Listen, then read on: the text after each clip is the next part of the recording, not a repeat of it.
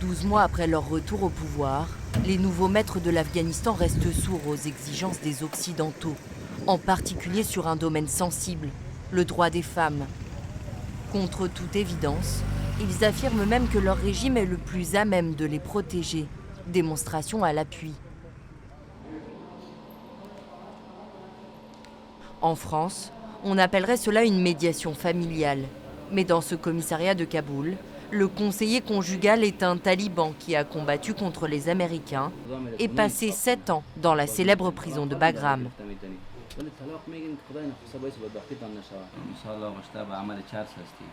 Ta femme nous a dit que tu fumes du hashish.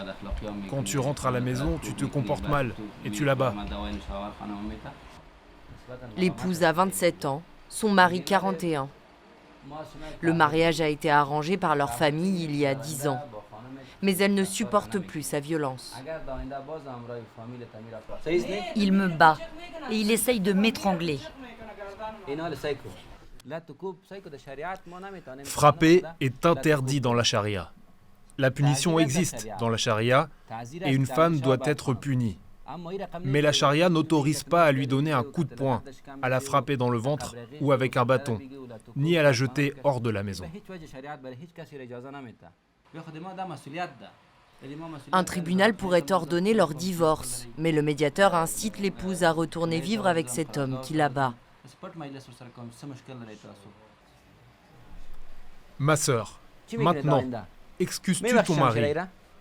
Ça fait 10 ans que je le supporte. 10 ans. Je lui pardonne, mais s'il recommence, je le quitte. Donc cette fois-ci, tu l'excuses? Oui, parce que vous me le demandez. Ma sœur, s'il te dispute, s'il te bat ou s'il t'accuse, viens me voir. S'il te bat, il nous faut des preuves. Tu auras des bleus, des blessures naturellement.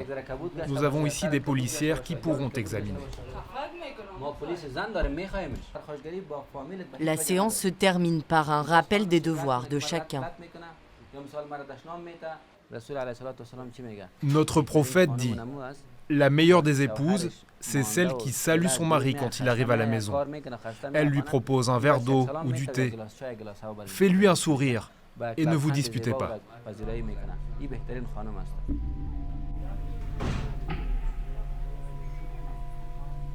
Les talibans comme protecteurs des femmes, à condition qu'elles restent enfermées à la maison. Elles sont désormais beaucoup moins nombreuses dans les rues de Kaboul, où des citations religieuses leur imposent le port de la burqa.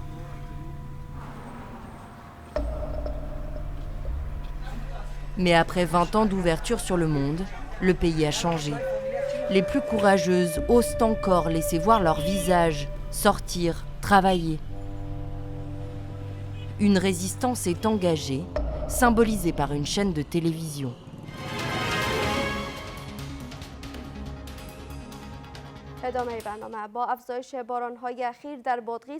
Au printemps, Tamina est devenue l'un des symboles de cette contestation.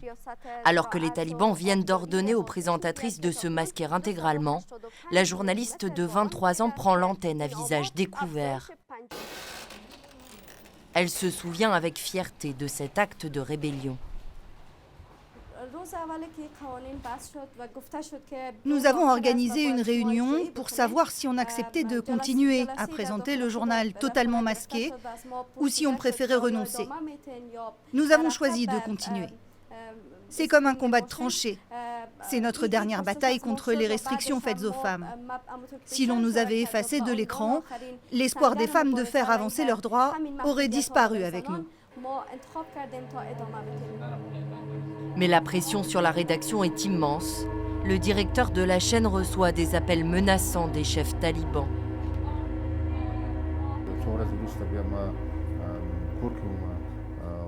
Après quelques jours, le porte-parole du ministère m'a téléphoné chez moi. Il m'a parlé assez durement. Il m'a menacé en disant que dès le lendemain, nous ne pourrions plus montrer le visage des femmes.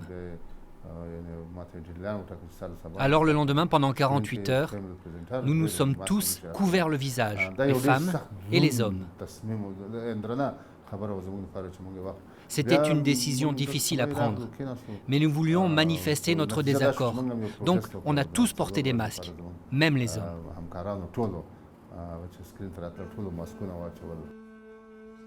Après 48 heures de résistance, Tamina et les autres présentatrices doivent renoncer.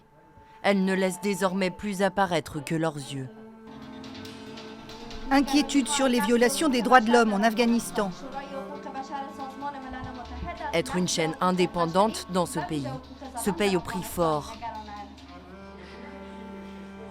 La rédaction l'a expérimenté tragiquement. Depuis sa création en 2010, 11 journalistes de Tolo News ont été tués dans des attentats suicides.